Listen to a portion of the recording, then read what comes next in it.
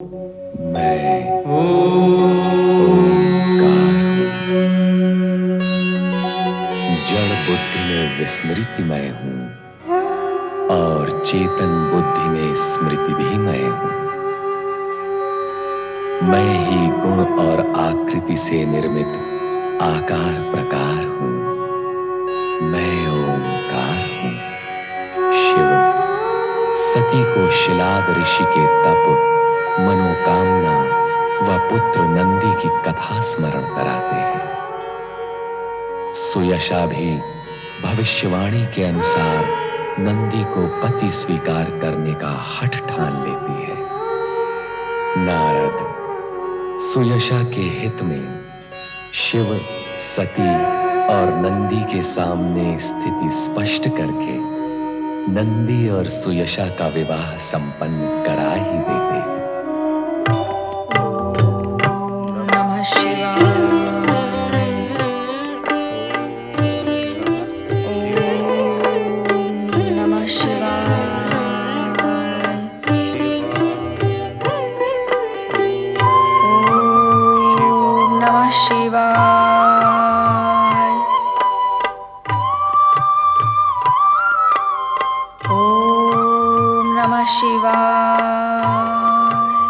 प्रिय लक्ष्मी,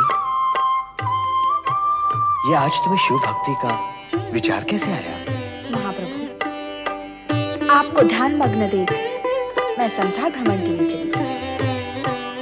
संपूर्ण जगत में जहां भी देखो शिव की महिमा ही छाई हुई है। शिव की पूजा, शिव का नामस्मरण, शिव के मंत्रों का जाप। सोचा मैं ही इससे विलग क्यों रहूं? मैं भी ओम नमः शिवाय मंत्र के जाप का आनंद ले लूं। उत्तम, अति उत्तम। सुख और शांति प्राप्त करने के लिए शिव भक्ति से बढ़कर अन्य कोई उपाय नहीं। इस नाम में सृष्टि की धड़कन है और सृष्टि धड़कन को लयबद्ध करने वाले भी स्वयं सदाशिव ही हैं। शिव सर्वत्र है, शिव सर्वज्ञ है और शिव भक्तों का सर्वस्व भी है। ये आप कह रहे हैं प्रभु? आप जो जगदीश्वर है, विश्व के पालन करता है? मैं जगदीश्वर और सृष्टि का पालन करता अवश्य हूँ, किंतु सदाशिव के इच्छानुसार ही मैं अपना कर्तव्य पालन कर रहा हूँ। मैं और ब्रह्मा दोनों ही उनकी कामना के फल हैं। ये शाश्वत सत्य है कि सदाशिव ही सृष्टि के सृजक, पालक और संहारक हैं। जिस प्रकार शिव की इच्छा से ही समुद्र मंथन हुआ, तुम्हारी उत्पत्ति हुई और तुम मुझे पति रूप में प्राप्त कर सकी। जन जन को धन वैभव की प्राप्ति तुम्हारी ही कृपा से होगी। उसी प्रकार कोई भी भक्त मेरी आराधना करते हुए शिव की स्तुति नहीं करेगा, उसे मेरी कृपा और प्रेम कभी भी प्राप्त नहीं होगा। आपके मुख कमल से शिव महिमा सुनकर मेरा जीवन सफल हो गया। मैं सदा पत्नी धर्म का पालन करूंगी, आपका नामस्मरण करूंगी, जैसे आपके परम भक्त नारद करते हैं। नारायण नारायण नारायण नारायण। प्रणाम परमपिता,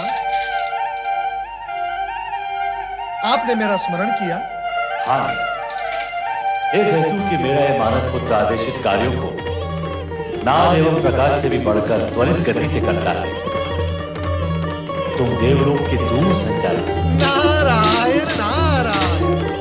सब नारायण की कृपा है। मेरी प्रशंसा तो हो चुकी है, अब कार्यादेश भी दे दें तो उचित होगा। हे नारायण, तुम उस क्षण के स्वयं साक्षी हो जब समुद्र मंथन से विष निकला, हाहाकार मच गया। विष के प्रभाव से सारी सृष्टि को बचाने के लिए करुणा सागर शिव हलाल पान करके नीलकंठ कहलाए। भगवान शिव तो भक्त वत्सल हैं। उन्होंने अपने भक्तों को ही नहीं, जन जन को, सभी जीवित प्राणियों को विष के कुप्रभाव से बचाने के लिए हलाहल पान किया। यदि वे हलाहल पान न करते तो आज सृष्टि का अस्तित्व ही न होता। परंतु ये तो सत्य है, किंतु सदाशिव के हलाल पान के पूर्व ही पर्याप्त विश्व वातावरण में घुल मिल गया था। प्रदूषण के चिन्ह यहां वहां वातावरण में दृष्टिगोचर भी हो रहे हैं। प्रकृति और जीवों की सुरक्षा के दृष्टिकोण से इस प्रदूषण को मिटाना अति आवश्यक है। यही सोचकर मैंने एक महान यज्ञ का आयोजन निश्चित किया। परमपिता, ये यज्ञ कहाँ संपन्न होगा? यह यज्ञ प्रयाग की पवित्र भूमि पर होगा। इसमें भाग लेने के लिए सभी देवी देवताओं और ऋषि मुनियों को आमंत्रित करने की मेरी अभिलाषा है और आमंत्रण देने का महत्वपूर्ण कार्य मैं तुम्हें सौंपता हूं। हे परमपिता, इतने महत्वपूर्ण कार्य का इस अकिंचन नारद को सौंपना ये दर्शाता है कि आपके मन में मेरे प्रति कितनी कृपा और स्नेह है। आपके इस स्नेह और कृपा का मैं सदा के लिए आभारी हूँ। इसमें आभार की कोई आवश्यकता नहीं है। ये महत्वपूर्ण कार्य हमने तुम्हें इसे सौंपा है। लोग श्री हरि विष्णु के परम भक्त होने के नाते तुम सबके प्रिय हो। तुम्हारा कोई कुछ नहीं बिगाड़ सकता। तुम इतने वाक्पटु एवं चतुर हो कि कठिन से कठिन कार्य भी सहजता से पूर्ण कर देते हो। सब आपके आशीर्वाद का परिणाम है। परमपिता, अब मुझे आज्ञा दें। नारायण,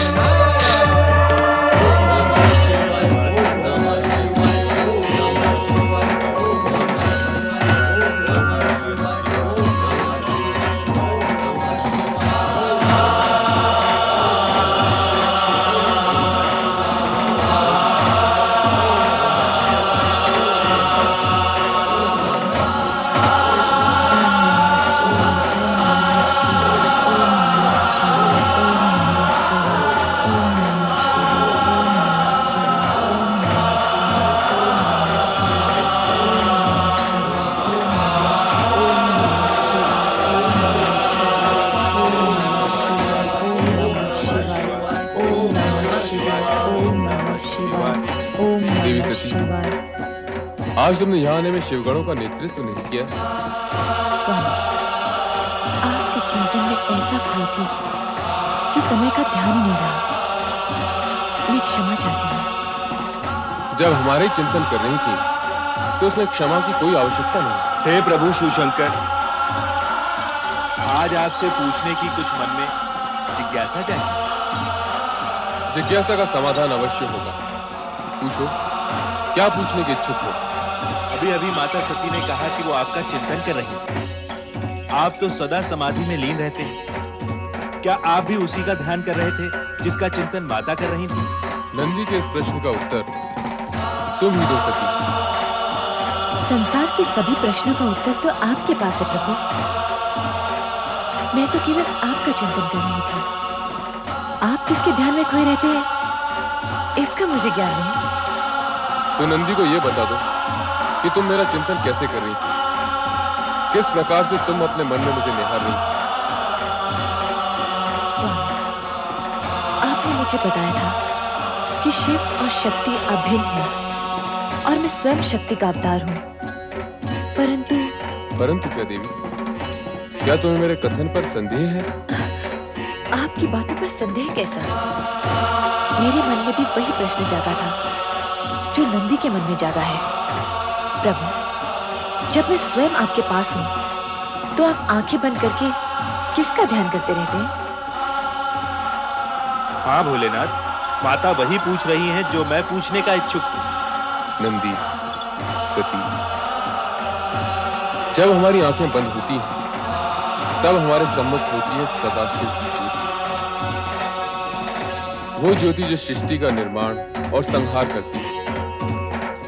यही ज्योति शिव ज्योति के नाम से भी जानी जाती है तथा ब्रह्म ज्योति के नाम से भी प्रसिद्ध है। परमात्मा की उसी उज्जवल ज्योति का ध्यान योगी जन करते हैं। नारायण नारायण। हे महेश्वर, माता सती, नारद का प्रणाम स्वीकार हो।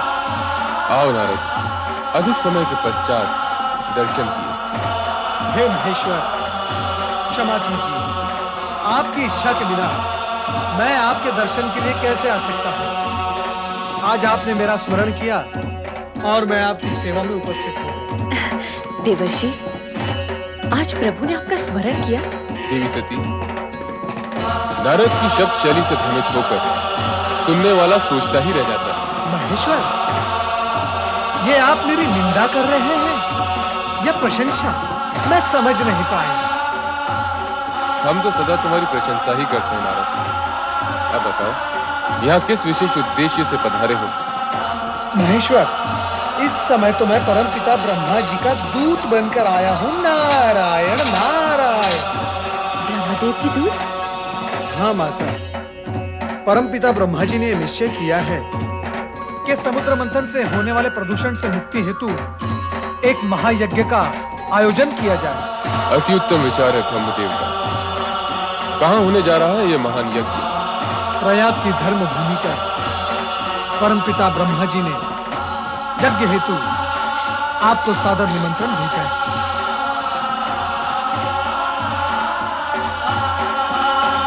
हम अवश्य उस धर्म यज्ञ में सम्मिलित होंगे। आपकी स्वीकृति से मैं धन्य हुआ। अब मुझे आज्ञा दो। देवर्षि, आप इतना शीघ्र जाने की क्यों सोच रहे हैं? जब नारद का उद्देश्य पूर्ण हो जाता है तो वो एक पल भी कहीं नहीं रुकते। शिव शिव शिव शिव शिव शिव शिव, ऐसी बात नहीं है प्रभु। यदि आपकी इच्छा हो तो मैं आपके चरणों में बैठा रहूंगा। अब ये परंतु कैसा? परंतु इस समय मुझे कई महानुभावों को प्रयाग यज्ञ का निमंत्रण देने के लिए जाना है। परम पिता ब्रह्मा जी की ये आज्ञा है कि ये कार्य मैं शीघ्र संपन्न करूं। तो इस शुभ कार्य से हम तुम्हें रोकेंगे नहीं। जाओ, तुम्हारा कल्याण हो।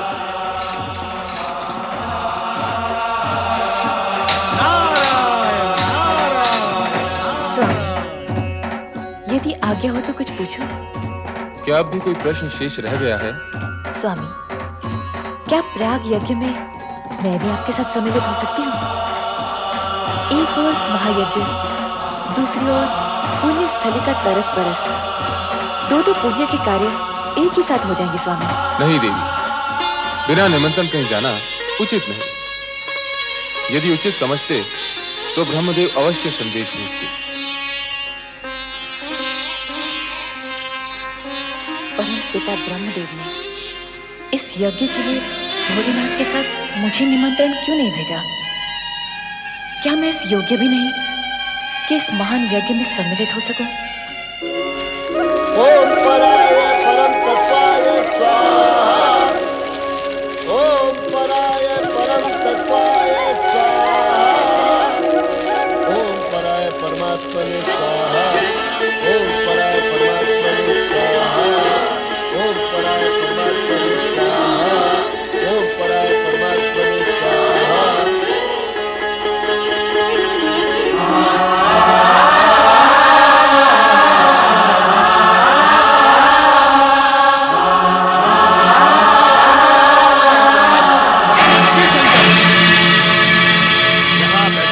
सम्मानित व्यक्तियों ने मुझे आदर देने हेतु अपने मस्तक झुकाकर मुझे प्रणाम किया, किंतु तुमने मेरे अपने जमाता होते हुए भी मेरी ओर देखा तक नहीं। राजन, मैं इस पवित्र प्रयोजन में यज्ञ अग्नि की ओर देख रहा था, जो किसी भी व्यक्ति विशेष से अधिक वंदनीय है। असत्य, अब तुम इस योग्य ही नहीं रह गए हो कि इस यज्ञ की पवित्र अग्नि को अपनी आंखों से भी स्पर्श कर सको। भूतों पिशाचों से सेवित होकर तुम्हारे वेदों कर्म लुप्त हो चुके हैं। अब तुम मात्र शास्त्र विधि की अवहेलना और नीति मार्ग को कलंकित करने वाले पाखंडी, दुष्ट और पापाचारी पुरुष मात्र रह गए हो। मैं दक्ष श्राप देता हूँ कि शमशान में निवास करने वाले उत्तम कुल और जन से शिव शंकर को इस यज्ञ से बहिष्कृत कर दिया जाए और देवताओं के साथ इसे यज्ञ का कोई भी भाग न दिया जाए। अरे महामूर्ख दुष्ट बुद्धिदाक्ष, तुमने भगवान भोलेनाथ को यज्ञ से बहिष्कृत कर दिया, जिनके स्मरण करने से यज्ञ सफल हो जाते हैं और तीर्थ पवित्र हो जाते हैं। ओ अधर्म ब्राह्मण नीच, तुमने इनका अपमान कर दिया है, जो सृष्टि के रचयिता हैं, जो पालन करता है और एक दिन संहार करता भी होंगे। हे शिवगणों, तुम सबके सब इस यज्ञ से बहिष्कृत हो जाओ। तुम सबके सब नीच और पाखंडी हो। सिर पर जटा, शरीर पर भस्म और हड्डियों के आभूषण पहने भस्म, तुम मद्यपान में आसक्त रहो। ये मेरा श्राप है, श्राप है। ओ मूर्ख दक्ष, तुझे शिव तत्व का तनिक भी ज्ञान नहीं। तुझ जैसे अहंकारियों ने ही महेश्वर का उपहास किया है। इसीलिए शिव तेज के प्रभाव से मैं तुझे श्राप देता हूँ कि तुझ जैसा ब्राह्मण वेद ज्ञान से वंचित हो जाए, तू तत्व ज्ञान से विमुख हो जाए और तेरा मुख पशु समान हो जाए। नंदी, तुम्हें इस प्रकार क्रोधित नहीं होना चाहिए। तुमने व्यर्थ ही ब्राह्मण कुल को शाप दे डाला। जहां तक मेरा प्रश्न है, मुझे तो किसी भी प्रकार का कोई शाप छू भी नहीं सकता। तुम तो ज्ञानी हो नंदी। सनकादिक ऋषियों को तत्व ज्ञान का उपदेश भी तो तुम ही ने दिया था। अतः अब शांत हो जाओ और निश्चिंत भी। तुम्हारे आराध्य का कोई कुछ नहीं बिगाड़ सकता। मैं तो यज्ञ हूं, मैं ही यज्ञ कर्म हूं, यज्ञों का अंगभूत उपकरण हूं। यज्ञ की आत्मा भी मैं ही हूं, यज्ञ परायण यजमान और यज्ञ से बहिष्कृत भी मैं ही हूं। चलो हम कैलाश लौट चलें।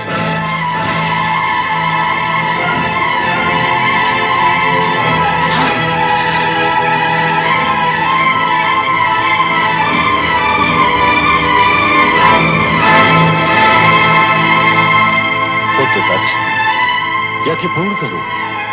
इतना सब कुछ हो जाने के उपरांत इस यज्ञ का आरती क्या रह गया पिताश्री? मेरा चित्त यहां से हट चुका है।